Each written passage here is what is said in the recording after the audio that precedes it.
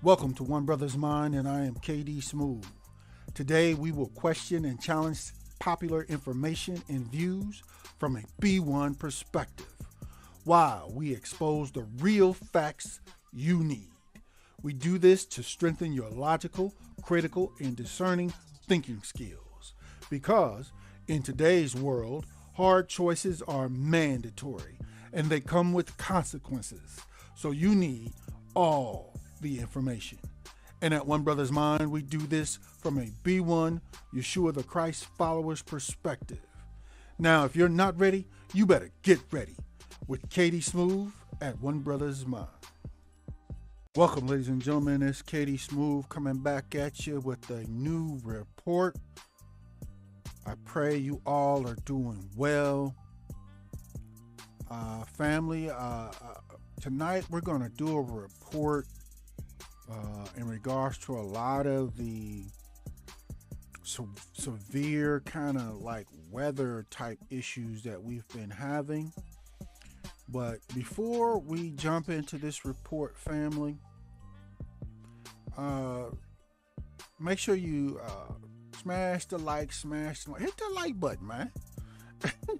and you know, if you appreciate our content here, make sure you share our content on all your social media with your peoples, you know, and you know, and then ask them if they appreciate it, if they subscribe. Again, we're trying to bring you family information and facts you need. Okay, so we're gonna chop it up on this issue here with this extreme weather that's been going on. And specifically, our focus tonight is going to be on this. Can you survive? Okay? You see it on your screen. You know, I've never seen extreme weather conditions in my entire lifetime like we have now, that are all, and here's the key, they're all happening pretty much at the exact same time. Okay? And you know, I got other videos where I go in to share with you guys on why I believe these things are happening. I believe to a certain extent we're at a certain point in biblical prophecy. I share that with you on those recordings. I'm not going to focus on that tonight. In this report, we're going to focus on just surviving. You know, how are people surviving, and what can we do to put ourselves in better positions to survive? Y'all see it just in the United States, man. There's a lot. You got parts of California that are in crazy drought, other parts that are being flooded, or like in Nevada, same thing. Here just in the last couple days, you had the flood that they're dealing with right now in Jackson, Mississippi. You had just a week or two ago, really about 10 days ago, flood in like Kentucky. Just, you know, biblical proportions type floods in these areas, man. And a lot of people are getting caught in these situations. A lot of families. My condolences to all or anyone that have, you know, lost their lives in these situations.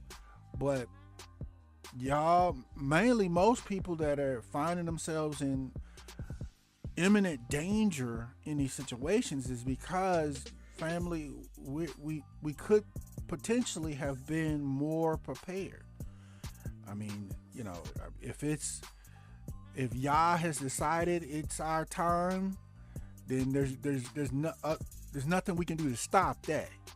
But a lot of people, it's more of an issue of how prepared we are. And, you know, the more impoverished or less resources and money that we have, the more vulnerable we have. You know, you've seen other people talk about this issue on mainstream media, but one of the issues they're not talking about very much, you got all these things happening, all these the conditions, and nobody's talking about the homeless. Most people, the mainstream media ain't even talking about it. The homeless is out there. They don't have anywhere to go. And the states and the cities aren't really doing much to try to help the homeless. Okay? So, y'all, it's bad. It's wow. I know for myself, Katie Smooth, I got family in Jackson, Mississippi. I've been making some phone calls, trying to get in contact with some of my family in Mississippi to check on them, to try to make sure they're okay, and if they need anything that would be helpful for them. They don't have any water in Jackson. Let me say it like this. Not only is the water system in Jackson, Mississippi basically shut down. It's not producing water. You can't turn on no faucet and get drinkable water in Jackson, Mississippi. But the city of Jackson, when this pretty much first all happened, they started passing out bottled water. Now the city of Jackson is completely out of bottled water. So they don't have drinkable water available. And they're talking about they're trying to ship, stuff in. Wait, you ain't got to truck stuff in. Where the helicopters at? Where are the helicopters with skids full of bottled water? Those can get there within a good hour. Where's the National Guard with bottled water? It's similar to the situation, same thing that happened in Katrina. Are they going to let all these hundreds of thousands of people sit in Jackson without any bottled water help? At least so they got drinking water and cooking water? Is that what they're going to do? And if so, how long they going to do that for? Because y'all remember, for those that remember in Katrina, it was like 5 days before they brought in some water. It don't take that long. You can line up some skids of water, tie them up to the helicopters, and fly them in within a couple of hours. And just start setting skids of water in pickup locations for the people to be able to come and get them and pick them up or distribute them. Man, like I said, it's some madness going on, and it does not, for those that don't know, another element of this that you have to understand. Jackson, Mississippi is like 80% black people. Okay? And it's been around those high percentages of black people for a long time. So this, with the mismanagement of the water infrastructure there, this is environmental racism and terrorism. And now there's a flood, and then all of a sudden everything completely stops working. No, this has been going on for decades, y'all. They have purposely not used the city or state's money to update the infrastructure on purpose, because it's mostly black people there. My people, my family. And the federal government has done nothing to force them to do it, because the federal government is in on this whole racist terrorism that they've been doing to black people throughout all the U.S. They doing it with them. All right? But you sitting back thinking wherever you are in the U.S. that you cool, wait till tomorrow. Just wait till tomorrow. Wait till the flood hit your area. Wait till the extreme heat or drought or cold hit your area. Yeah. You ain't worried about nobody else? Okay. You ain't worried about black people? Okay. It's coming. It's coming. it's gonna be, some of these things are gonna be knocking on your door very soon. All right. So y'all just hold out for that one because it's coming. But anyway, we're gonna get further into this issue. I didn't mean to go off on that rant right there, but I just had to. It's in me right now. I got family in Jackson that's suffering through all this madness right now. Okay, and wow, yeah, okay. So there's places. Actually, this stuff is going on all over the world, as y'all know. The extreme heat, floods everywhere. Pakistan, China. China got certain parts of China that are like on your screen at the bottom corner, bottom right, left corner. That's the, I think it's the Yangtze River or whatever they call it over in China. That's practically completely dried up, as you see on your screen, because of the extreme heat and drought, right? Now, one of the key things that you have to understand about this river and in China, majority of China's electrical power is created by hydropower or water power. So not only does China have extreme heat and drought, but because of the drought, China doesn't have enough electricity for everybody anymore, y'all. They've turned the electricity off for major sections and parts of China. So now the citizens don't have electricity for all the regular stuff, but they don't have electricity for air conditioning in their homes for those that have it. So in their homes or outside, they're experiencing what you see at the top left of your screen, the extreme heat. They're stuck in it. There's really not nowhere else to go. Also over in China, because of the drought and no water, that they can't generate enough electricity, they're shutting down big companies and manufacturing companies. Car manufacturers, the whole manufacturing plants are shutting down because they don't have enough electricity to operate successfully.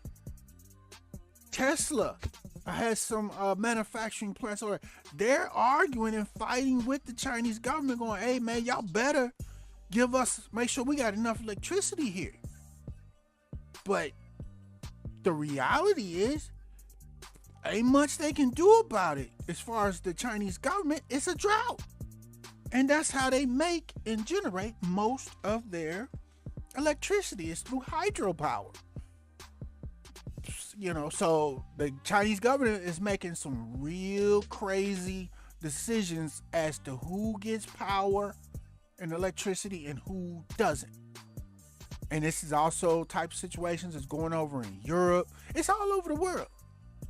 Okay, so again, I want to, in the other image there with the toilet and the ceiling fan, if y'all remember, what was it, last winter? What happened in Texas? Hundreds of people died and froze to death because the Texas power grid, because they did not invest in the infrastructure and make sure it was capable and prepared to handle an actual cold winter. Hundreds of people died. But y'all let me know. Did y'all hear about any Texas government official that had that responsibility? Did anybody get arrested and go to jail? No. But yet, because they refused to do their job, what they were responsible for, hundreds of people died, thousands suffered for days and weeks, and none of them went to jail. None of them went to jail. That family is, I'm trying not to go into this, but that is why, or one of the reasons why all this stuff is happening.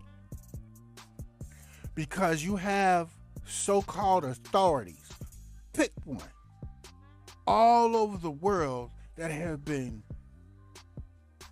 dogging people out. They've been stealing money from people, stealing resources all this time from regular citizens, taking advantage of regular citizens. And now Yah, which many of you call God, is exposing them with these severe weather situations. The entire United States water systems, electrical grids, all this stuff has not been invested into and maintained and updated as it was supposed to be being done by the companies that have been given exclusive rights to these industries. These companies have just kept the money that the customers, us, the regular citizens, have been paying. A certain percentage of that was supposed to be going into maintenance and updating the infrastructure, as well as the government is supposed to be contributing to that. All this money has been sent, and it's been reported that that's what it's for. But magically, all these authorities, in some kind of trickeration way, have found this money has found its way into their pockets, not into the full maintenance and upgrades that all of our infrastructures, our electrical, our water infrastructure, our weather capabilities like big plows and things like that. Man, they ain't invested in none of this stuff as they were required to or responsible for. So now when these really bad weather situations are occurring, we got people dying, being wiped out. Whole areas being wiped out. You know, man, okay. So this is what I want y'all to focus on. So basically what I'm saying, family, if you ain't figured it out already, you are on your own. I repeat, you and your family are on your own. Okay? Y'all on your own, man. You on your own. So you gotta really let that sink in. And if you're on your own, as best as you can, as you have the resources to try to prepare, you need to get as prepared as you possibly can. That's what this report is about, okay? So at the beginning here, before we dig in much further, I want to share with you guys a short, brief video of some things that are going on over in China right now. It's real short, but I want to share this with y'all because, man, and this type of stuff is coming to the U.S., to Europe, and many other places. Okay, some places is already happening in other places, but y'all got to see this if you haven't. Okay, so let me share this video with you guys here real quick, and we'll come back and chop it up after this video that I share with you. Again, this is out of China. Yeah, y'all see what's going on here. Here we go. Just check this out. I'm talking about what's going on in China.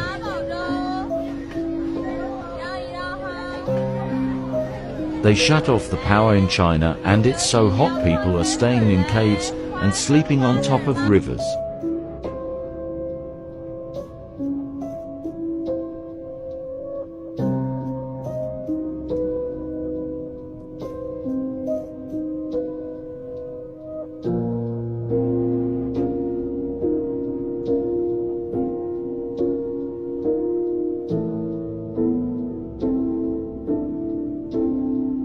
People are using umbrellas to cover from the sun. 哎呀，这嘎嘎！我长这么大没见过这么嚣张的人。哎，今天你也见到了。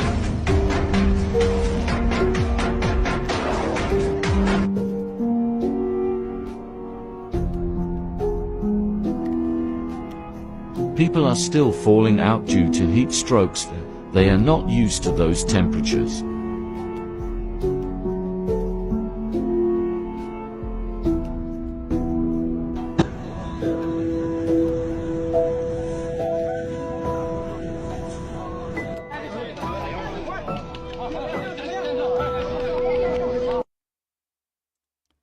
Okay.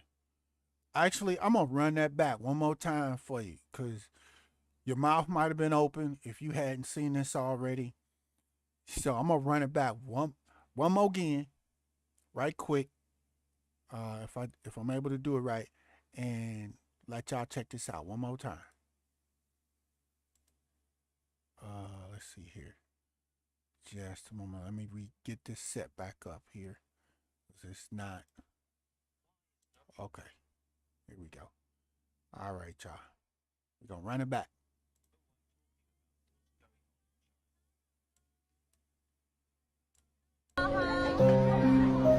They shut off the power in China and it's so hot people are staying in caves and sleeping on top of rivers.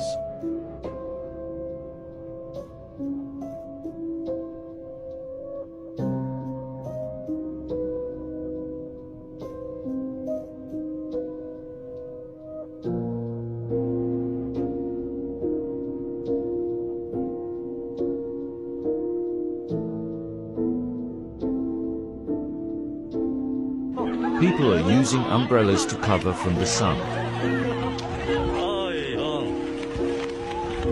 这嘎嘎！我长这么大没见过这么嚣张的人。哎，今天你也见到了。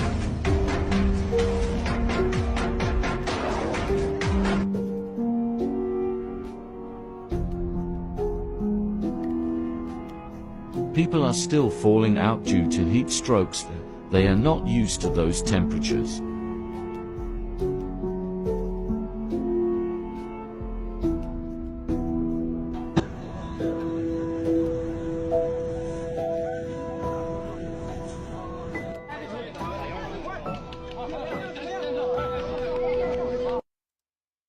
All right.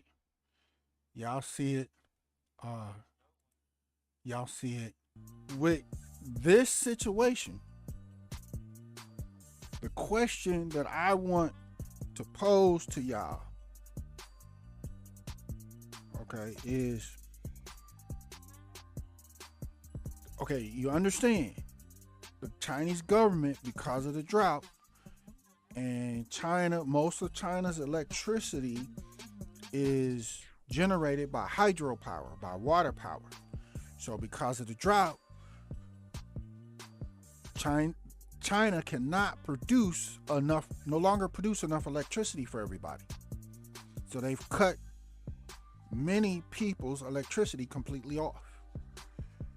With people's electricity being cut off during this extreme heat, they can't do many things, including run their air conditioning. So they can't run their air conditioning. They also, therefore, they can't stay in their houses or apartments because of the extreme heat. The temperature inside those apartments, their apartments and houses, is too hot. So they have to come outside in the extreme heat. And when I'm saying extreme heat, family, we're talking, for those that don't know, we're talking 110, 112, 115 degrees Fahrenheit. Okay? So, for, as you see, many in China, they can't go in their homes. They can't go in their apartments. It's too hot. They can't be just outside in the sun. It's too hot. Where are they going to go? They're finding their ways into places like this. They're finding caves, literally, to post up in. You find a cave like this at the entrance, it's still really hot. But if you work your way back, the further back you go in this cave, the cooler temperature it is. So whatever bear, mountain lion, or whatever was in there, these people ran that mountain lion family out. They took over the cave, as you can see. Okay?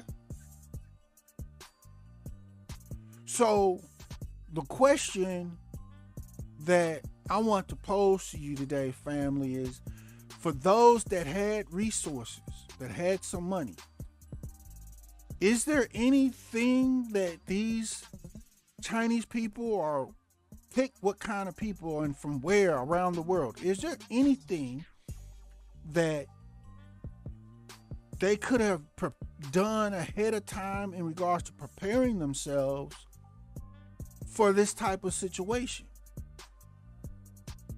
In other words, I want family, my purpose is for you guys to use this situation, this information, as a learning opportunity. What could they have done to prepare themselves and potentially not have to end up as being living in caves as their only cooler, livable option? What could they have done? What could they have done over the previous year, 2 years, 2 or 3 years in getting prepared? Can you think of anything? Remember, the main problem is they don't have any electricity. Water is also extremely short there in China, so that's a secondary problem. But the main problem is they don't have any electricity. And then after that, water is hard to come by. So what could they have done to try to prepare themselves to survive this summer of extreme heat and drought in China? What could they have done? If it was you, what would you have done? Or what could you have done? We're gonna get into that here, family, but I'm leaving this up here for this really to sink in. Human beings all over the world are having to resort to things like this to try to survive.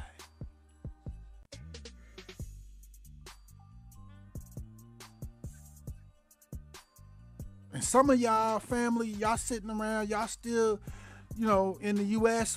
where Katie Smooth is, y'all still bopping around, going out to eat, the dinner, eating everywhere, just blowing money all this way, that way, still worried about your fit, what shoes you got on and all this and everything. And the United States government and many states have already said multiple times, you need to prepare yourself for power outages or rolling blackouts.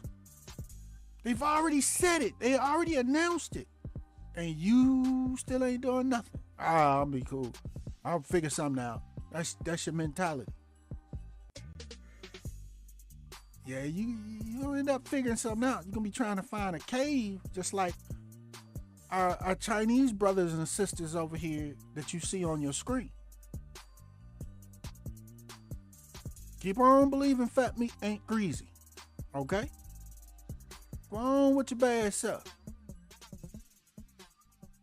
When that day comes and they shut your electricity off, you ain't gonna be able to find nobody to go jump on, go make them turn the power back on.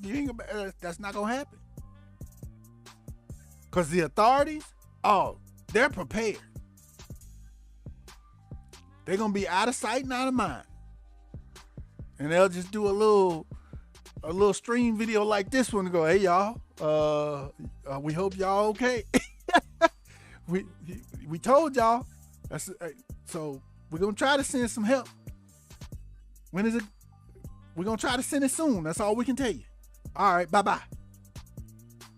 That's what they've done to the people in China. That's what they're doing to people all over the world right now. It's dealing with all these extreme situations. Okay? So, yeah, family.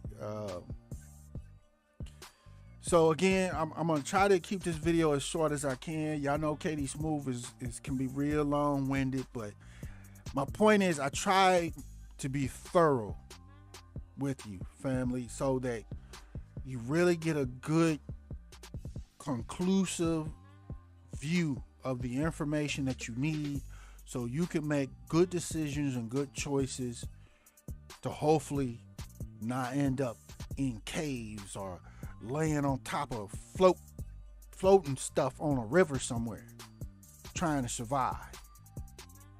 Okay? So let's move on. Okay. Let's move on. So on your screen, I know it's real jumbled up or whatever, but pause the video, expand it on your phone, or watch this video on your computer screen where it's bigger so you can see everything. But I tried to narrow down resources that are needed or maybe needed during a lot of these extreme situations. I actually just thought of another one that I didn't put on here, but I'm gonna mention it. Okay. Matter of fact, I'm gonna start off with that one first, so I don't forget. When you're looking at here, let's see here. When you're looking at your image here on the top right, your neighborhood, your city being completely flooded, like the image here on the top right. One of the resources that just came to my mind again is if you got to survey your neighborhood, your area. Is it a flood risk? There been recent floods, whatever, in the last 20, 30, 40 years? If the answer is yes, then you're in an area that's at risk of flood. Now, it may not have flooded all the way to your house in the past, but if you're in an area that's at risk of flood, you're not at high ground, you're at risk of flood, like what you see on your screen. And if you're in an area that's a flood risk, one of the resources you need to invest in is some type of inflatable raft, little inflatable fishing boat that's big enough to hold you and your family. It doesn't have to be inflated, of course. Right now, you should be able to push a button on it or pull an inflate string or something, and then it blows up on its own within a real quick couple of minutes. And you got at the very least, some water paddles, some oars, and you and your family can jump in that joker. If your flood waters are building up around your house, y'all can just jump in that joker, blow it up, jump in it, take exactly, things that you need, and go ahead. If you ain't got no little motor on the back of it, use your oars and start rowing your boat to safety. Okay? Every home in a flood risk area needs to have an inflatable boat option that's big enough to hold your family and preferably a little bit more weight, so you could take some food with you, some water, make sure you got your power tools, your meds, whatever. You can take all that, your bug out bag stuff. You got enough room and it can hold enough weight where you can take your bug out supplies with you, basically. And then at the very least, row to safety, you and your family. Because what you don't want to do is be walking out here in these flooded areas. And for many people that remember Katrina, there were snakes and gators in them waters. Many people survived the storm and the situation. They survived the flood, but when they tried to make their way to safety, they didn't have a raft or a boat or nothing. They were trying to walk through this water. And they ran into Mr. Gator or Mr. Snake. Okay? So, yeah, there's a lot you got to think about that you need to try to be prepared for. But I wanted to speak on that one real quick because I don't have it on my follow-up screen. And, I just forgot to put it on there. I ran out of room. Okay? But first off, we're going to start here on the left of your screen on this image. Let's talk about water storage, okay? Most of you are familiar with the light blue 50-gallon tanks that's at the top left of your image. Most of you are familiar with that. If you're not, Lord, you better hurry up and start doing your research. But in general, you can get a 50-gallon tank like that. Usually, most of them are running about $50-$60. You can order them empty, clean, ready to go. And there's not much you got to do with them, but basically put some water in them. Your clean water as it is today. Fill them up. Put a certain amount of bleach per gallon that's in it. It's 50 gallons, so there's a certain amount of bleach in there. And for the treatment, and then basically just seal it up and put a date label on it. You can have these water 50-gallon barrels in your garage if you have a garage, because you want to keep water out of the sunlight and, if at all possible, in a cooler temperature location.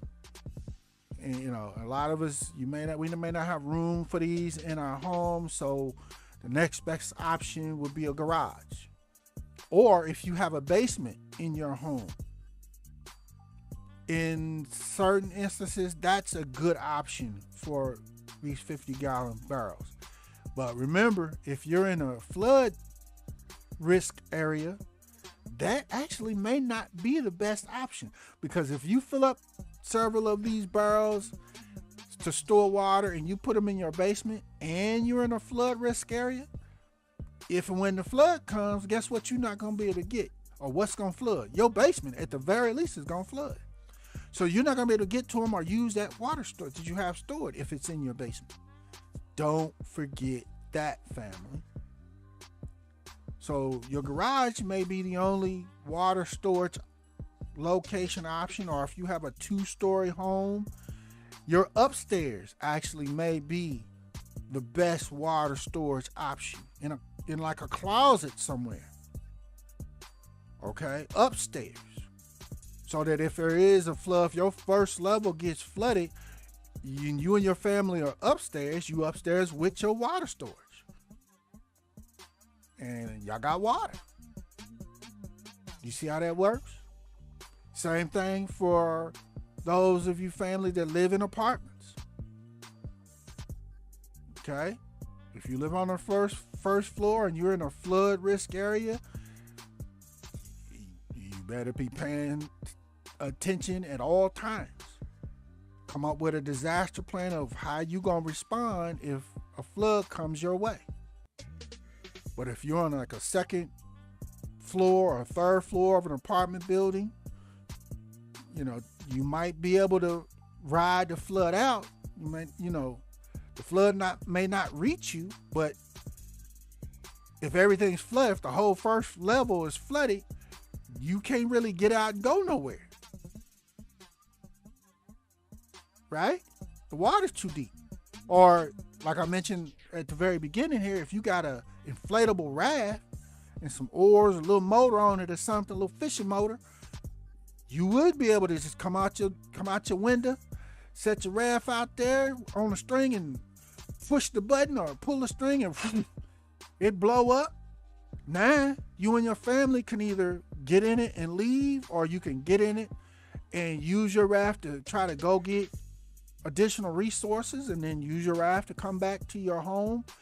on the second floor or third floor of your apartment community, and you can work on riding it out. But your water storage is upstairs, whether it's upstairs or you're on the second or third floor of an apartment community. You got your blue 50-gallon tanks up there, so you got water to last you and your family for a while. Drinkable water, cooking water. Okay, those are the two main things you need water for. Okay. Now, as far as water storage, I want y'all to understand. First off, you gotta do, if you haven't start doing, you should have already been doing, but if you haven't, start doing your research on water storage. There's YouTube videos all over YouTube where people are explaining how to store water. And water in storage, if you do it well, at the very least can be in storage for up to 5 years, and it's still good and drinkable. Okay? Yeah, 5 years or more, 5 to 10. If you do your storage right. Do your research, watch some of those videos, get your learn on, and start making some moves. All right. But in addition to the 50-gallon drums, if you look just below those, this white thing that's in this, what looks like a cage, these are called IBC totes. Okay? IBC tote. All right? And actually it ain't even the whole picture ain't even up here. Cut me off a little bit on my screen. Trying to fix it here for a second, and my fixing ain't working. But it says 50-gallon that you can see on your screen, but it's actually, these IBC totes come in 250, 275, and there is even some that are over 300, that hold over 300 gallons. Okay? And what these are, they are totes that other resources or other types of supplies, some dry, some liquid, are shipped in, right? Now you can buy these totes brand new. They get kind of pricey. A few $100s, let's say that. Or you actually, in your area, because supplies are shipped in these totes all the time, every day, you can find these IBC totes used. Okay? And depending on what was shipped in the tote, of course you would like to, in most cases, try to avoid any oily type resource or supply that was shipped in, but dry stuff, other liquid stuff that was shipped in that's not oily, people got videos on YouTube. They're showing you how to clean these totes out thoroughly. Clean them out multiple times. Clean them, scrub them out real good. And once you got them thoroughly cleaned out, just like the blue bins up above, you can fill them up with water. Put your bleach or water treatment in that water and seal these up. You can have these totes sitting in your garage or wherever you're storing your water. Okay? And that water's good for at least 5 years. Now with these IBC totes, you also, after you put your water in it, you want to make sure you have some kind of tarp or dark colored tarp, dark blue, dark black, something that blocks the sun. You want to wrap these totes, because you see the tote itself is white and it's real thin. Really, if you put water in it, you can see the water. You can see through the tote itself. It's that thin. So you want to wrap these totes or cover these totes completely with a dark tarp or a dark something wrap that blocks the sunlight, because many of y'all know sunlight makes water go bad. It makes stuff grow, bacteria and different things grow in the water. So once you fill it, you want to immediately cover it so there's no sunlight getting to it. And if you do that correctly, you can have water. Like, Katie Smooth, I'm literally shopping around for some IBC totes as we speak myself. Okay, I did my research. I've been knowing about these two options for a while, but with everything's going on, I'm trying to get my hands on at least one, if not two of these IBC totes. Like I said, they're at least like 200, a whole 250 gallons, some 275, some over 300. But just get my hands on two of these jokers, get them cleaned out, because you can get them for like maybe $50 used, somewhere thereabout, and get them cleaned out thoroughly and get my water stored up in them and set up and put them in my garage, cover them up. Then I know me and my family has some water storage backup. So, like people over in China and many other places in the world, and as well as many places here in the U.S. right now today that are in drought, out west or out in Texas. You got water supplies, drinking water and cooking water for your family, especially if you got one or a few of these IBC totes. You got enough to last you several months. Potentially enough to get you through the entire extreme heat period of time during the summer, or the entire summer until whenever it finally starts back raining, and raining heavily and replenishing all the lakes, rivers, and all the water, city water options. Okay? Same thing if you live in areas that are flood risk and the area floods, but you got your blue barrels or your IBC totes stored, filled with water in a way that they're not at risk of being caught in the flood at your home. Okay? Or you just happen to be one of the lucky ones. Let me show y'all what I'm talking about. If you one of the lucky ones, if you really blow up this image that's on your screen right now, over here on the top right corner, as you see, there's some of these houses that are in this flood that they are halfway or more. The water level is at the halfway mark or higher on these houses, on a lot of these houses. Those families are gone. Either they left early or they were forced out when the flood waters came, as the water kept rising. But if you look over here to the far right side of this image, family, you see this one little patch of grass and housing. It looks like there's 2 or 3, 4 houses sitting on this little patch of grass. This may be one property or a couple of properties side by side. They made it. The flood waters, at least in this image, did not make it all the way up to their house, right? So if these families in these houses that the water didn't completely flood out, if they have water storage in one of these little buildings as their garage and they got their IBC tote, they cool as far as water.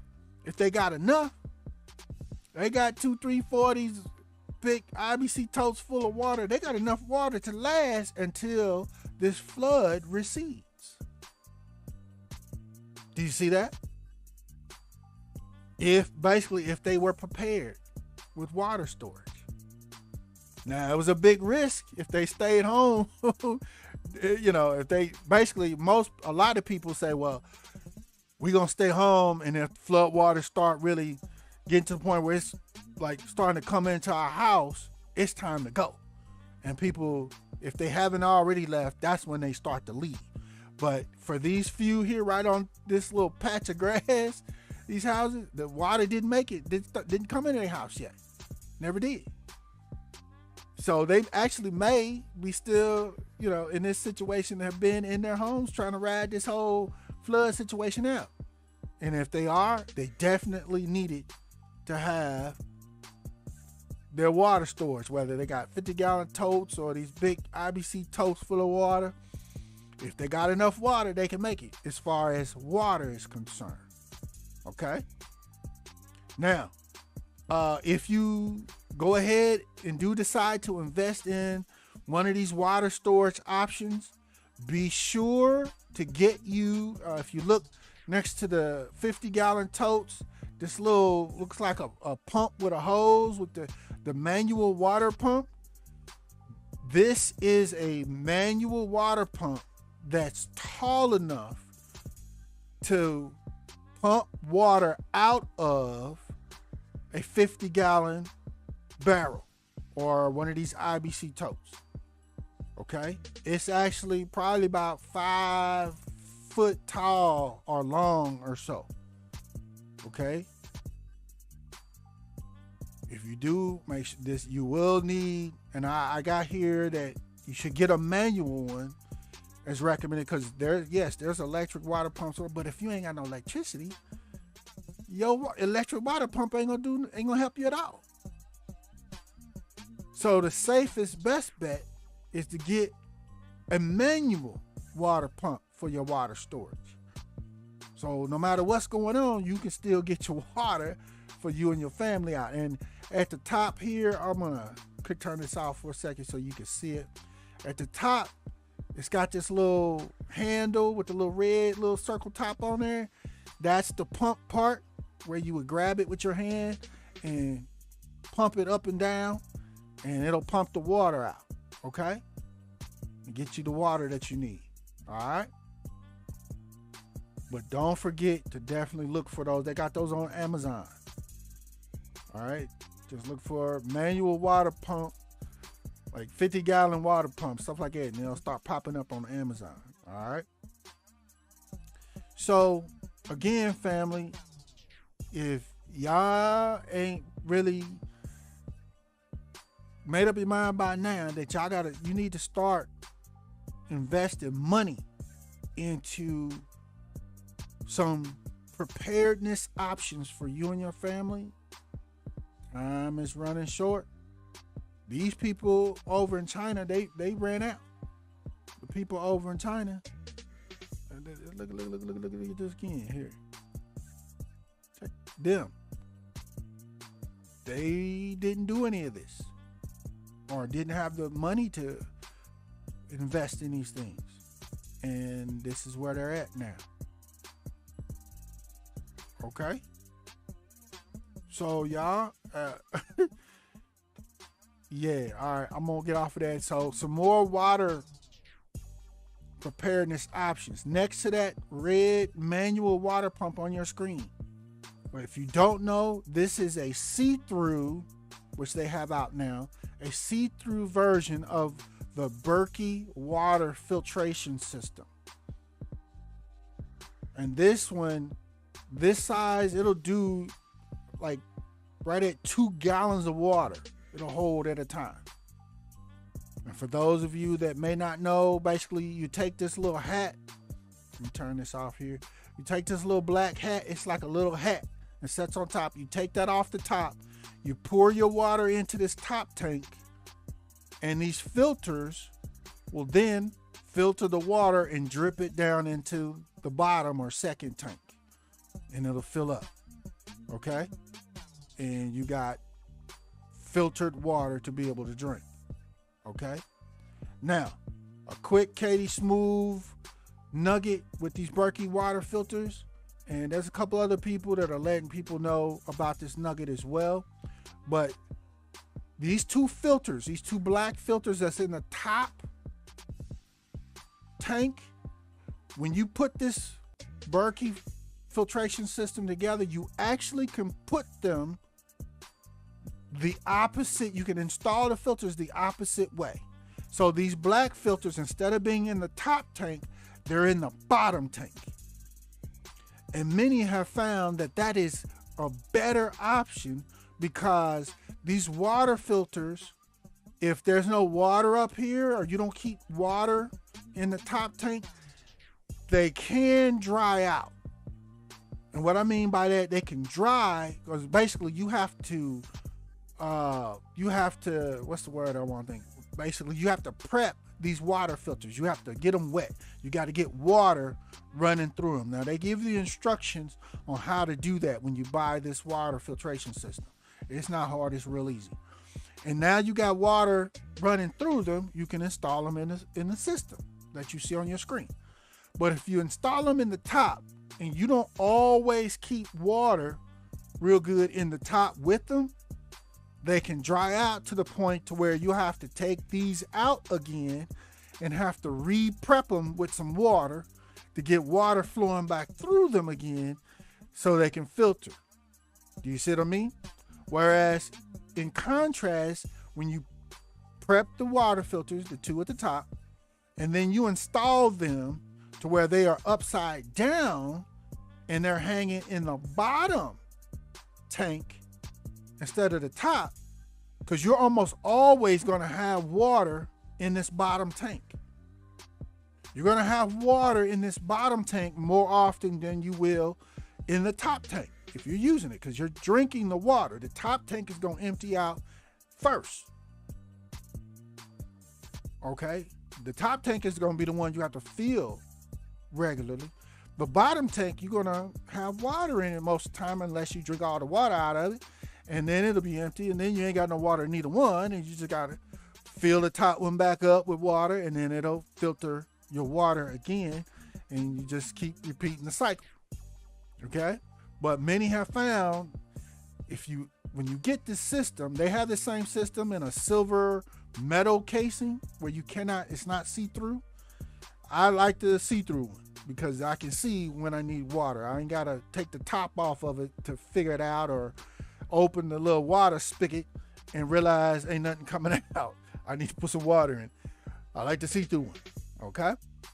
But I also installed my water filters upside down, if you will. They're hanging in the bottom water chamber, okay? So they stay having water on them most of the time. So they have less of a risk of drying out is the point, okay? But you need to consider investing in getting a Berkey water system if you don't already have one. Now they are a little pricey, for some people. They're, it could cost between $350, $400 for these. That's what when I bought mine, that's what it was running for. Okay? But don't fret. Some people go on YouTube, they figured out several different other options. There are people on YouTube that quickly realize in this Berkey water system, you don't need the entire Berkey water chamber and system. All you really need is these two black Berkey water filters. Okay? And they sell the water filters separately, right? Well, before I get into that, let me say this. If you get a Berkey water system and you got what you see on your screen, you also want to invest in extra actual water filters and have them just stored in your house somewhere. Because like in a flood situation or like in Mississippi where the water is jacked up, you can't drink it, you can run that water through your Berkey water system. It'll filter it. And I would suggest you run it through that water system 3-4 times before you even think about trying to drink that water. Because you want to clean that water over and over, more and more and more and more. All right. Or better yet, have you 2 or 3 of these Berkey water systems. So the water that's fully contaminated that they telling you to boil and not drink, pour that in your first Berkey water system. It's going to filter it to a certain point.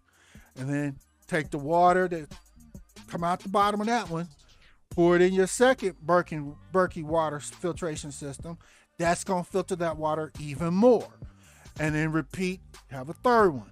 Pour it in the third one. And then when it comes out the third one, like in Mississippi, you can decide if you want to drink it at that point on your own. But I would suggest when it comes out the third one, go ahead and boil that water still. You just, water, you got to be real careful with the contaminants that may be in water. Boil that water, filter it 3, 4, 5 times, boil the water, and then let it cool off. It might be ready to be drinkable and used for cooking at that point. Okay? But again, if you're in Mississippi today and you got 3 or 4 of these Berkey water filters in there, you can do that. And you can produce water, drinkable water for you and your family. But if you don't, you can't. Do you see that? Now, what I had started to say also about the Berkey water system is people have figured out all you really need is these 2 water filters that you see sticking up, these water filter sticks. So people have just bought those in an attempt to save money, and they went and bought literal 5-gallon buckets from the hardware store.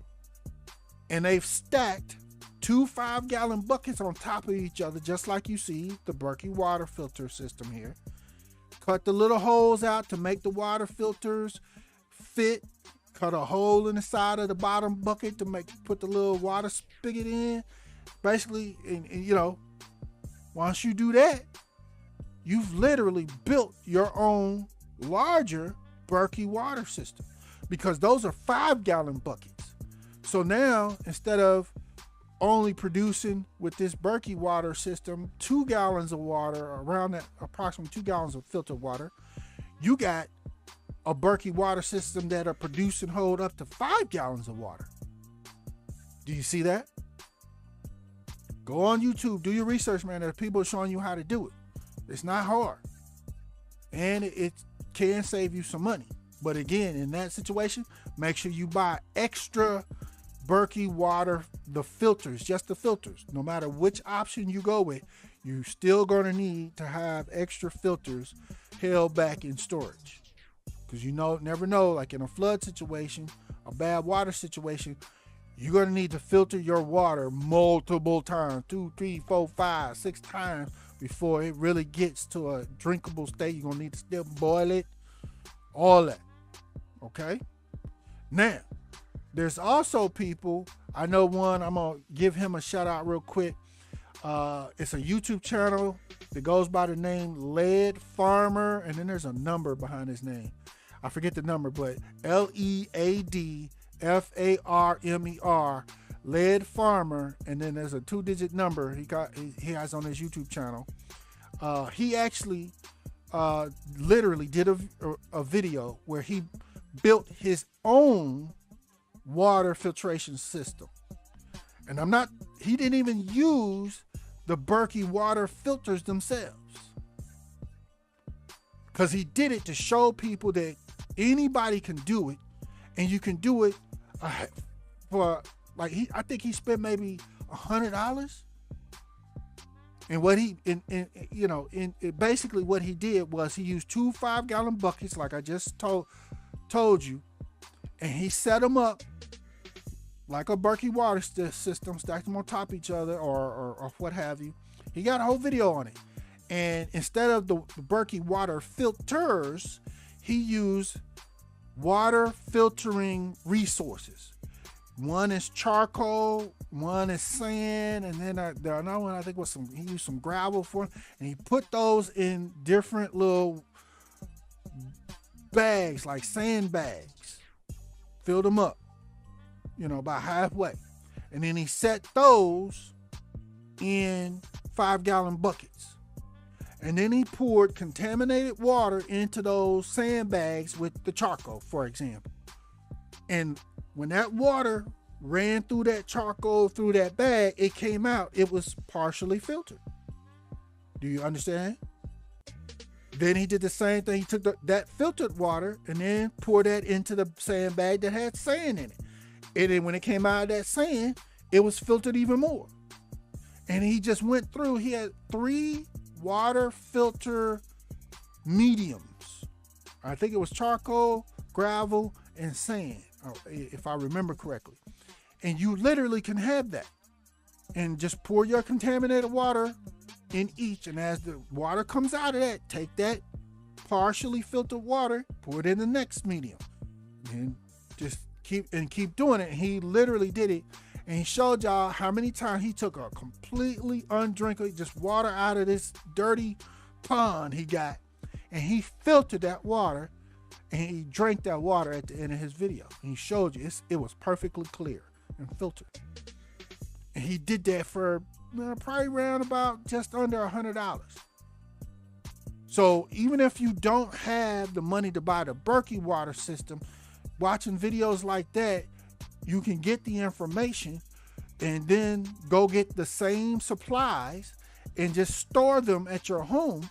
And you got the ability and know-how to filter your own contaminated water to a point to make drinkable and water for cooking for you and your family during a flood or some other crazy weather situation. Okay, family? Also, a lot of y'all are putting together your bug out bags. Don't forget, you can't take all these big things of water with you in your bug out bag, but don't forget to try to get you and have you you probably can't see the title on the straw here, this straight blue thing that's on this water. This is a life straw. It's literally supposed to be a straw that you can pick up some contaminated old dirty water out of a pond, lake, or river, preferably out of a water body that's moving water, preferably. Try to avoid just ponds that are just sitting stagnant. Those are even worse. But if you get some water out of a waterway that actually has moving water in it, you still got to filter it.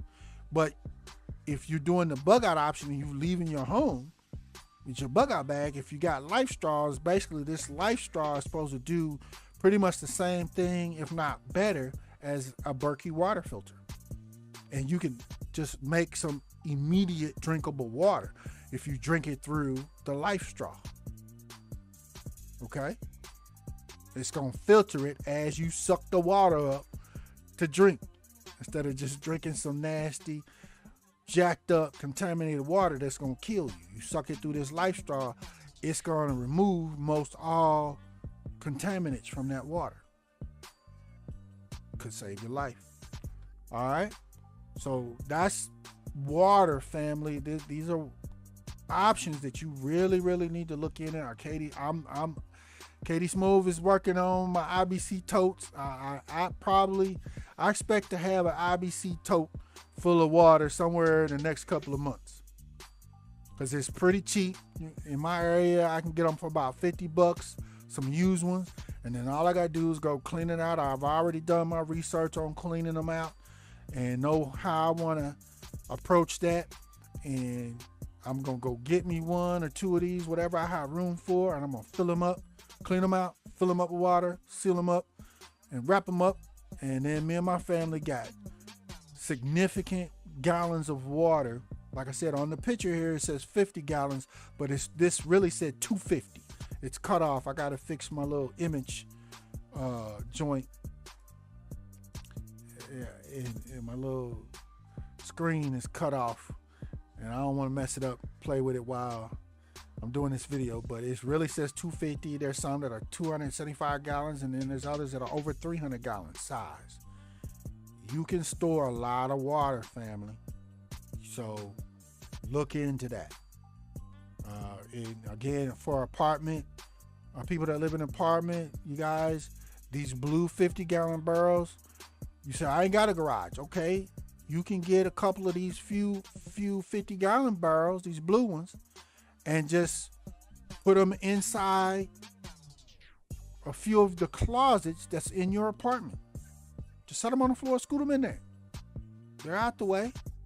Once you got them in the closet, then fill them up with water. Don't try to fill them up with water first, because of course water makes them extremely heavy. You're not going to be able to move them around after you filled them. Okay? That goes for everybody. So put them in the location, whether it's a closet in your apartment, in your garage, in your basement, in your house, upstairs in your house, wherever.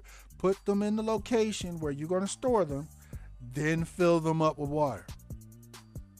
Seal them up, put a label on them with a date, okay, of when they're going to expire in 5 years. That's all. and your family has some, whatever option you use is in regards to these totes or these barrels, your family has some water to last you and help you survive a water outage situation, okay, or water contaminant situation. All right? Okay. Now, remember, let's go back. Here in China, not only do these people have water scarcity, drinkable water scarcity, but because of the drought, they also, like I said, they have no electricity. None. That's why they can't run their air conditioning units and keep their homes cool. And that's why they're in the cave or trying to get out of the heat, right? Okay. So let's talk about what do you need to do? What can you do to be able to generate electricity? And that literally is the word. Generators. The image on your top right corner. And there's gas generators, there's solar generators. Here at One Brothas Mind, we recommend solar generators. Okay? Because gas generators are limited to how much gas you got. And you keep having to go back and get more gas.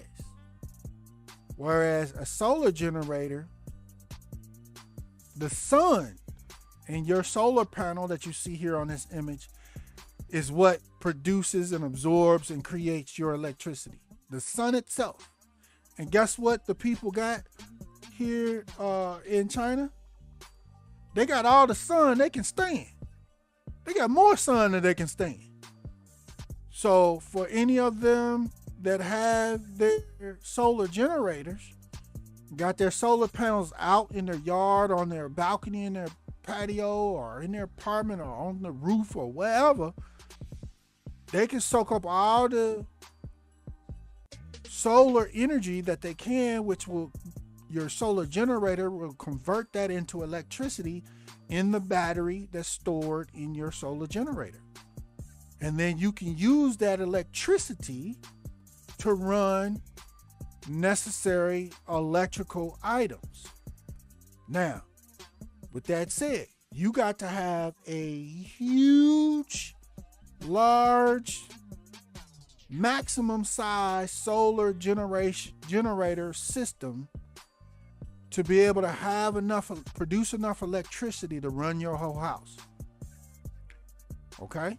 Make sure you know that. Now, with that said, solar generators are significantly more expensive than gas generators. Okay? Just in general. Unless you get a really small solar generator, which that ain't gonna do you much good anyway. Okay? But if you're trying to get a generator, if you can afford it, do your research. You literally can buy or put together a solar generator system combo where you can produce enough electricity to run your entire house. You literally can do that. Now, it's going to cost you somewhere $4,000-$5,000 or more to put a system like that together, but it's doable. Without question, it is doable. And then you just have an electrician come out and retrofit your house so you can plug your solar system in real easy and quickly when and if you need to, and boom, you there, right? And you can be using your solar system, generator system, to produce enough electricity to run your whole house when the city turn off the power, or there's a major disaster that knocks out the power, whatever. All you got to do is put your solar panels out and turn your button on, flip your switch, and you got electricity again. You got your own generated electricity. And if you got a big enough system, you powering your whole house, you're not going to experience anything different than what you're used to today. Okay? Yeah, you got to make sure your solar panels are outside or in the sun. You have to do that work part, make sure they're soaking up all the sun that they can.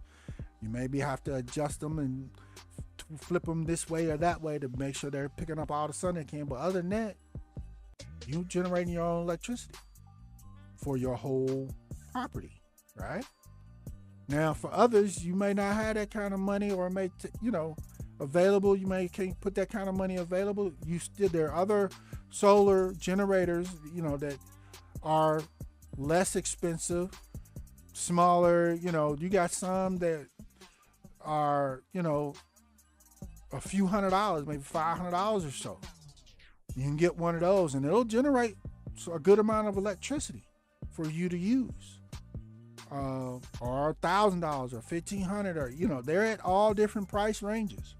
Of course, the bigger generator, an electrical power generator, solar one that you get, or the more electricity that it will generate, the more expensive typically it's going to be. Okay, but that's what you need. One, basically try to get the most expensive one you can afford, so you can generate the most. And do your research, because some of them are more expensive than others, and the more expensive one you're looking at actually generates less electricity than a different one that's a little cheaper. So do your research. Definitely do your research. There's people all over the internet, doing reviews on them, showing you which ones they're having the best success with, things like that. And the YouTube channel I mentioned before, he does that, or has done that. He's got videos sharing his experience with a bunch of different solar generators as well. So rewind, get that information, go check his channel out. And there's hundreds of other channels that are doing that as well. So do your research. But get you a solar generator of some kind, so you can produce electricity. Because once the power's out, if you got a solar generator, you got all the sun you can stand, obviously, you can produce your own electricity and power a lot of different things in your home. You can plug your microwave into it, just to be able to run your microwave real quick and then unplug it. You can plug your refrigerator into it to help try to keep your food things from spoiling. Same thing with deep freezers. Now, normal size refrigerators and deep freezers, they use a lot of power, y'all. So either you got to have a really significant size solar power generator that produces a significant amount of power to be able to handle that, or you may have a smaller one. And if you do, what you would need to look at doing is cycle powering your refrigerator or deep freezer. And what I mean by that, plug it up for an hour or two, let it run, do what it does, and then unplug it for 2, 3, 4 hours. Okay? And then plug it back up again, let it run, do it. You see what I'm saying? So the theory is to use less of your generated electricity. Because if you leave it plugged up the whole time, it's going to swallow that, whatever electricity your generator has made, it's going to eat that up real fast. Because it's a big old power or electricity eater. Okay? So keep that in mind. So there is still an option. If you have a smaller solar generator option, you can look at power cycling your refrigerator or freezer, and you can make it through doing that. Okay. Also, other things you could look at doing, but you got to get into your understanding electronics, or get with somebody, an electrician that already understands it, to explain this stuff to you in more detail in regards to how much electricity you need. But if you got a smaller or medium-sized solar generator, other thing, because you got your own electricity, it stores it. You can plug in these people. Let me go back to it here. The people here in China, instead of being in a cave, they could still be in their apartments right now. If they got a solar generator, right? They could literally still be in their homes or their apartments with their solar generator and solar panels, creating their own electricity. And here, right at the top of where I have the word electric, is a portable or mobile air conditioning unit, AC unit, the white one. They could literally have one of these in their home or in their apartment. Now, these portable units, they're not going to, well, first, you consider this portable option because say you can't afford enough or a large enough size for a solar generator system that will power your entire house. Say you can't afford that. But you can afford a smaller or medium sized solar generator system. Okay, so that's what you got. So now you can produce electricity, just not enough to power your whole house, right?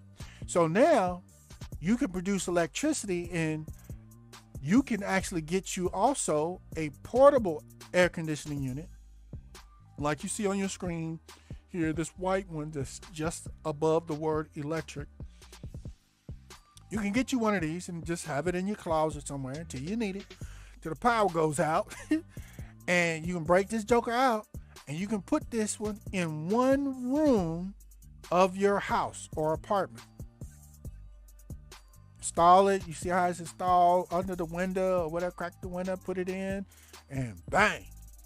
Turn and plug this AC unit into your solar generator and turn it on. And you literally can cool or provide air conditioning to one room of your house. Now, that whatever room is best, whatever room you can kind of conceal you and your family up in the best, that's the room you should pick. That's gonna hold that cool air the best. But pick that room, get in it, close all the doors, the exit doors, put towels and stuff at the bottom to stop all the cool air from leaking out, and you and your family can literally, these Chinese people, if they had this set up, a solar generator and this portable AC unit, they could be still sitting in their apartment right now, surviving this heat right now. Not in a cave. Do you see that? And they can be running, it's running every day. If you got enough electricity, you got to get with somebody. If you don't know how to calculate, do electrical calculations, get with electricians to help you come up with the calculations that you would need to run one of these portable air conditioning units 24 hours, how much power it's going to need. And then that'll help you decide what size of a solar generator you need to try to buy. You understand that? So that you are sure to buy one that will be strong enough or produce enough electricity to run a portable air conditioning unit. You see how that works? And this goes not only for air conditioning, this goes for electric heaters as well.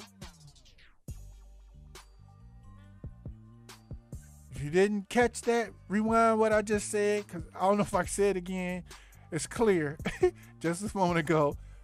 Get with an electrician, get the calculations done, and you will know what size of solar generator that you need to buy to be able to run an electric air conditioning unit or electric heater unit. And you can do the same, like if you was in Texas when they turned off the power and everything froze up. If you got a nice, one of the better electric heating units and you got a solar power system, you literally could have been running your electric heater in one room of your house, seal it up. That room would have been fully heated or better heated so you could survive, you and your family, until they turn the power back on in Texas. Do you see that? And this is whether it's cold or not. Now, of course, in the wintertime, in the cold, you got to be a little bit more diligent with your solar system, generator system, because in the wintertime, you don't get as much sunlight as you do in the summertime. So you're going to have to take that into account as well. But it's doable. That's the question. A lot of people had gas generators in Texas. They ran them within 12, 24, 48 hours, their generator wasn't running no more. They didn't have no more electricity because they needed more gas. And guess what? They couldn't go get no more gas because all the gas stations in Texas was closed because they didn't have power and they was all froze up. So having a gas generator, a lot of people got on YouTube telling people to go get these gas generators. Man, that's a setup. Don't listen to them people. If you're going to get a generator, do your best. I mean, a gas generator is better than nothing, sure, but it's just all around better to have a solar generator option because you can produce electricity unlimited, basically, with a solar generator option. You ain't got to go pay for the sun to shine, okay? Same thing here on your screen. As far as a heating option, they have literal smaller wood burning stoves that are available. Only thing with those, most of those, you got to pipe the chimney of the wood burning stove out of your house or through a window. You got to do your research on how to do that correctly so the smoke, if you're burning wood, which is a good heating option, the smoke exits your home. You burn some wood, you get one of these little jokers and you burn some wood in them in your house and you don't have that chimney set up right, your house is going to fill up with smoke, and if you sleep, you ain't going to wake up. There's no better way to put it. You're going to die. You're not going to make it. So if you're looking at that is a good option, but you got to do all your research on it and get it put in properly, especially the chimney, so it will exhaust itself properly. Also, other heating options. You see, I got with the kerosene heater right on the middle of the screen. Kerosene heaters are a great option for wintertime power outage type situation. Not only because they provide heat, but they also provide light, as you see in the middle of your screen. You can have that in one room of your home, and it'll heat that whole room very well and provide you light in that room, especially at nighttime, right? But the limitation with the kerosene heaters is you gotta have enough kerosene fuel, and you can't store kerosene forever. Kerosene itself, the liquid, has approximately a 6-month shelf life. After that, it starts going bad. So you have to keep that in mind. There's no, in other words, there's no surefire option here, but of all of the options, so as far as electricity, solar generator is the best option. And as far as heat, I would say a smaller wood burning stove that you can put in your house, if you're able to do that, that's the best option, because in a sense, wood is unlimited. You can get you an axe and go out and chop some branches off trees or do whatever you got to do. You can get some wood. The trees everywhere, and come back and burn it. Now, fresh chopped wood, make sure you understand this, it's going to burn faster, going to burn up faster than wood that you have chopped or that has been previously chopped and split into wood splits and has been dried out. If it's been allowed to dry out for a significant period of time, it's still going to burn. It's just going to burn much slower, therefore providing heat for a longer period of time. That's why you see people, for those of y'all have already done your research, they got whole cabinets of storage that it's just a bunch of wood splits that they're storing above ground somewhere, and they sit out there and let those sit for years because that wood is drying out. That's what it's doing. And then they use it. It's all, whether it's you chop it off a tree today or you get it's been sitting and dried out for 3 years. It's all going to burn. It's just that the dry out wood is going to burn slower and longer. That's all. Okay? But do your research on all this, family. These are things you can actually prepare for.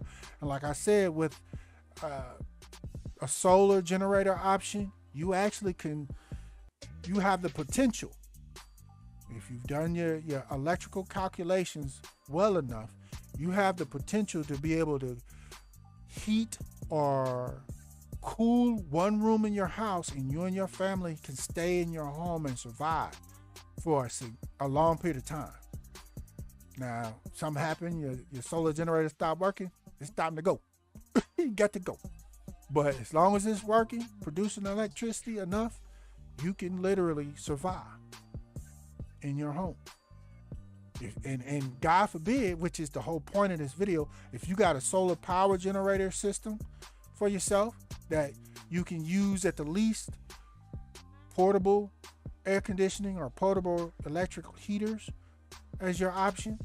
So now you can heat and cool one room of your home, and you got your water totes or your IBC totes full of water. You got water for you and your drinkable water for you and your family.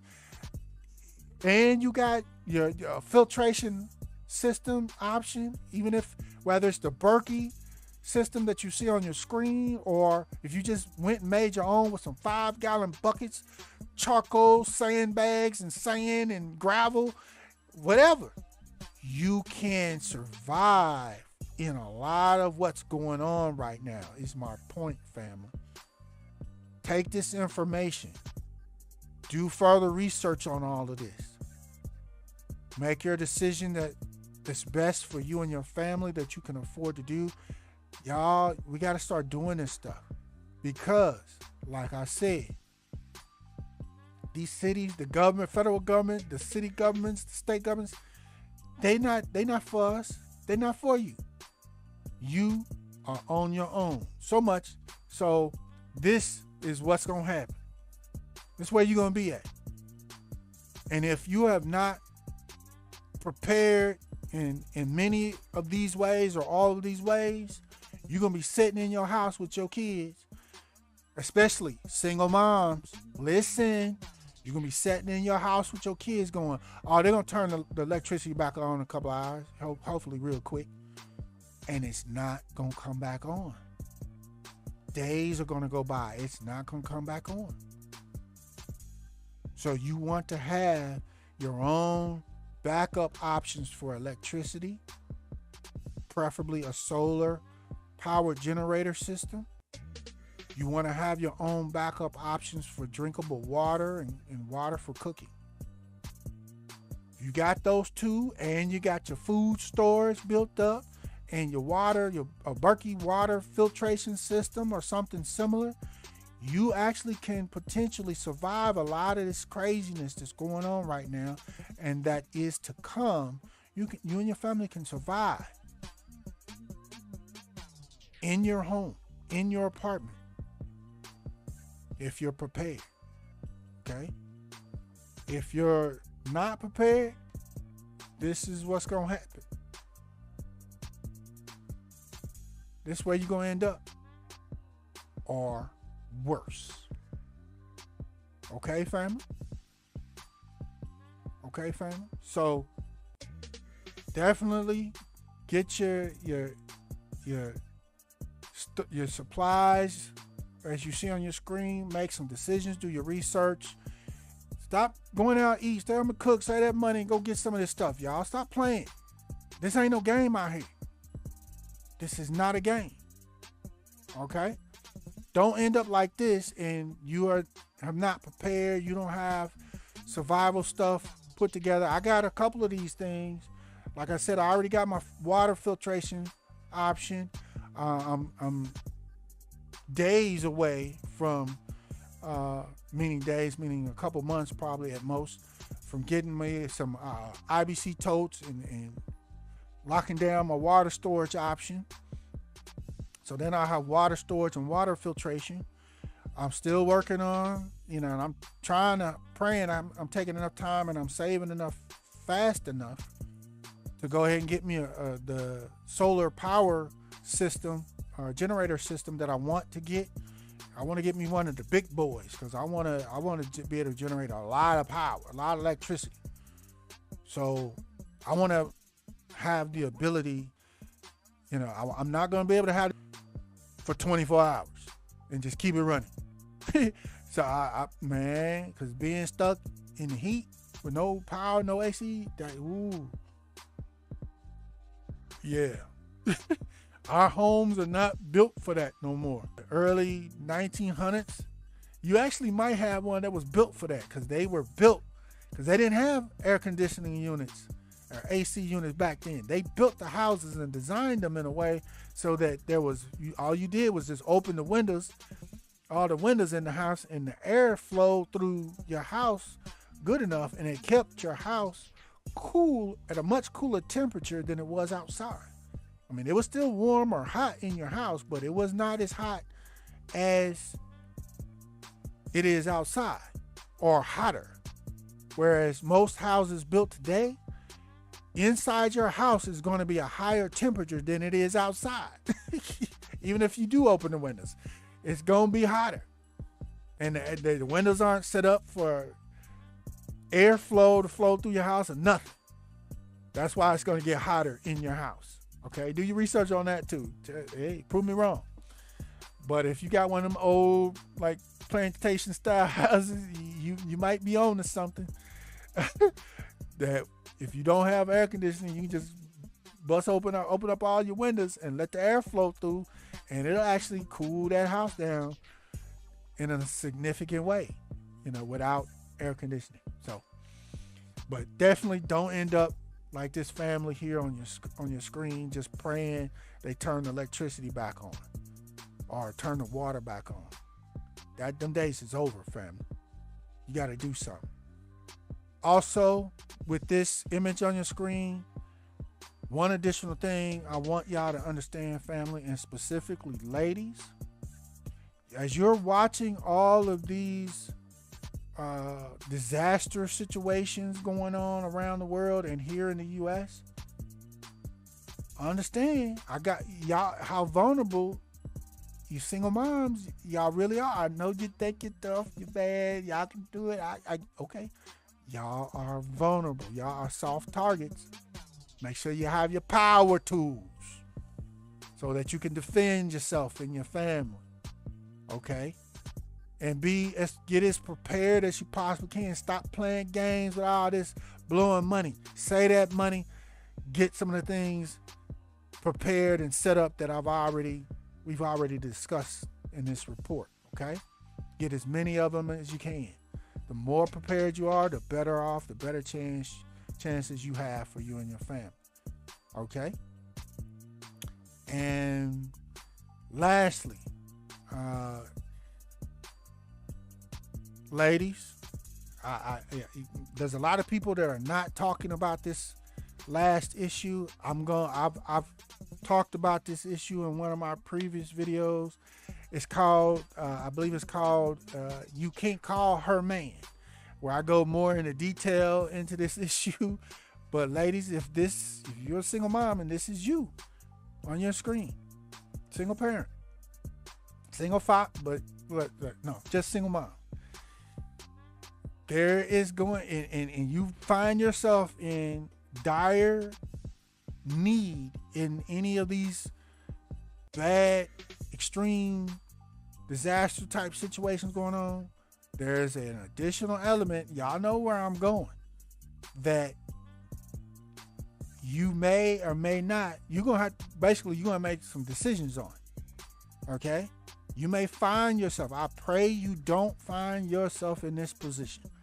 I'm not saying that, but I'm saying you may find yourself in this positions where you're approached or asked, or in exchange for some help or whatever, some men are going to say, all right, I can help you, but what you gonna do for me? That's literally going to happen to a lot of women. In fact, it's already happened. Think about all the ladies that are struggling right now, unemployed or underemployed, and struggling with money because of the inflation, everything's going on. That's already happening, y'all. Yes, men doing that is satanic. Be clear. any man, fellas, if y'all doing that and putting women in that situation, y'all the devil himself incarnate. Okay. Don't do that. Don't do that to no woman. Okay. That's One Brothas Mind's perspective. But the reality, ladies, is there's a lot of men that are going to do that. Okay. So y'all have to, get your mind right now. And in regards to how you're going to respond, if situations like that, you find yourself in situations like that where men are trying to exchange some sort of help for whatever it is you going to do for them, make your mind up on that stuff. Most of y'all already got your mind made up. But, make your mind up on that stuff, because if it comes to literal food and water for your children, for your babies, think about it now. And you find yourself, there's no other option, and you need there was a video I saw just a few days ago on YouTube. This sister went to a Walmart, and she got caught by the Walmart security for stealing some meat. She was trying to steal some meat, and she almost made it to the exit of the Walmart, and they stopped her. And she couldn't do nothing else but scream to them, "My child is hungry. My child is hungry. My child is hungry." That's all she couldn't say nothing else. She did not have money to pay for that food that she was stealing, but she was trying to feed her baby, her child, and her son was standing there right there with her, next to her. And after screaming that a couple of times in front of the security, at least one, I don't know if it was a security personnel or not, but one of them said, I'll buy this stuff. I'll pay for it. Don't worry about it. We're not going to arrest you. We're going to just go ahead and pay for this food and get you this food, get you something for you and your child to eat, so y'all can have something to eat. And then hopefully they tried to hook her up and make connections with city help and options to help get her some more, hook her up with some food banks or some food pickup options. Because, if she had a car, she can get somewhere where she can get some boxes of food, something. But that was her solution. I got to go do something. I have to literally go and try to steal food out of the Walmart so I can come home and prepare some food, cook some food for me and my children to eat. That's where it had gotten, to the point it had gotten to for her. And it's that way already for thousands, hundreds of thousands of people in the U.S. and all over the world. It's already there. It may not be there yet for you, but keep on living. At the blink of an eye, instead of it being that lady, it could be you, Mom. It could be you. Hell, it could be me. It could be any of us. So count your blessings. Don't take none for granted. And most importantly, get prepared. Get some of this stuff I've shared with you guys this evening. Talk about it, that we've talked about. Get some of this stuff. Get all of it if you can. Prepare yourself so you can survive and you don't have to find yourself in a situation that you cannot resolve. You don't have a solution for. Okay? So that's it, family. Again, remember to make sure y'all smash the likes. Share this report on all your social media with your peoples and your friends, and if you see that they're also reviewing this report, tell them, ask them to subscribe, encourage them to subscribe if they appreciate the content.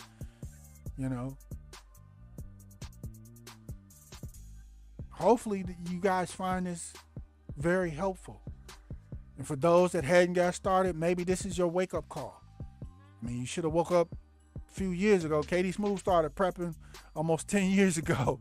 So, because I just knew stuff was coming. I saw, how bad things were getting, and I understand. Most importantly, I had studied and understood scripture and prophecy in the Bible. I had a pretty good understanding of that. So I'm like, okay, this stuff's coming. And it may be coming faster than we think. So I need to start prepping and getting things to be prepared, reorganize my life. And then literally I had to do that because I was just like y'all, at one time in my life, living check to check, just having a good time. And then I was like, wait a minute, I got to switch this around. I got to get to where I'm no longer living check to check, number one, by increasing my income and reducing my expenses. Then once I get there, now I'm saving some money. I got some resources, some money available. Now I got to start prepping, start my food stores and building my food storage around my house and so on and so forth with the other prep items that I've shown you. I got other videos. I'm going to post them at the end of this one. When this one ends, you'll see them at the end of this video. You can click on those links. I'm going to definitely try to remember to put the video called You Can't Call Her Man, so y'all can check that one out as well, where I go more into detail on this issue, okay? Especially for you single moms. And another thing, not even just for single moms, most of us, whether you are a single parent family or a two-parent family, most of us, y'all, there's one thing y'all have to come to terms with. Y'all are on your own. You may think, me and my family, certain members of my family, my cousins, we're going to get together, we'll help each other out. Or I'm going to go to the church, where my family goes, my church family. Somebody going to help me. No. That's not going to happen in most cases when things really get bad. Everybody's going to be trying to save themselves and their own families.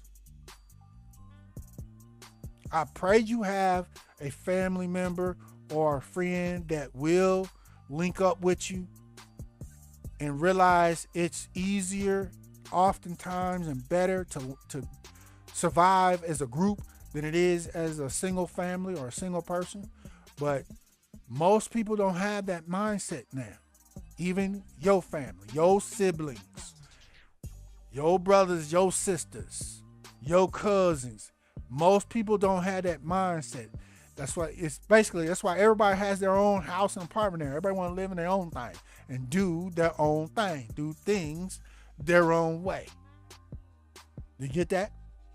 So when it gets bad, that mindset is not going to change for majority of people. They're going to be doing everything they can to survive on their own. And the only time they're going to pick up the phone or try to come and connect with somebody is once they're out of survival options for themselves.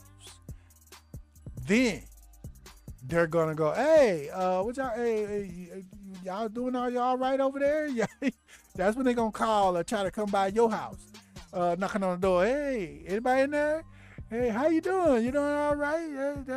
Y'all, hey, it's bad out here, man. Yeah, we, I got some pork and bean cans here. You got some hot dogs?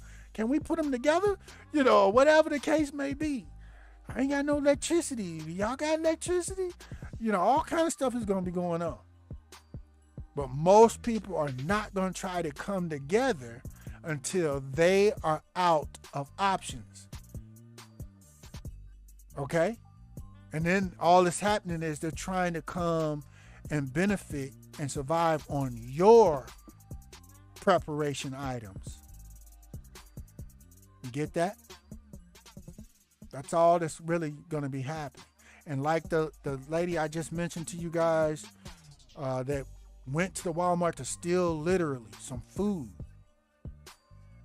so her and her child can eat, have something to eat that day. That's all she wasn't stealing the whole grocery basket. She just had like a pack of meat, and that was probably it. She probably had a couple canned goods or green beans or some corn or something at home. She's like, I'm gonna go walk out of this store with some meat, come home, fry that up, bake that up, and me and my baby gonna have some meat and a can of green beans or something to eat. So at least we got something to eat. We can drink some water. That was her plan. Now, understand this, she at the Walmart stealing. Did she have family helping her in that situation? No, or she didn't reach out. She was too embarrassed to reach out and contact them. Did she have a church family body helping her? Nope. Or she was too embarrassed to reach out and contact them. Has she exhausted, all other options as far as going to food banks and food pickup drop spots, box food options and stuff? Maybe. Maybe she didn't even have a car, and that's why she couldn't get to those places. She was out of options, y'all, and that's my point. You're going to be on your own. So the more you prepare now, the more options you're going to have, and the longer you're going to be able to survive, and hopefully you'll be prepared enough to make it through or survive through the entire situation. In other words, if you're prepared enough, you make it through the entire summer where the heat's gone. Extreme heat's gone. The drought's over. Starts raining again. Now they're producing power in China, and you can turn your solar power generator off and your air conditioning on in your house or in your apartment again. You want to be able to survive until that point returns. Okay? Or during a flood, if you're on some kind of high ground, but the flood doesn't flood your house out, but the water is no more good. If you got them IBC totes stacked up full, you can survive for a long time without running water. Okay? So we're going to leave it there, family. Again, y'all let me know what y'all think about this, man. Y'all find this information helpful?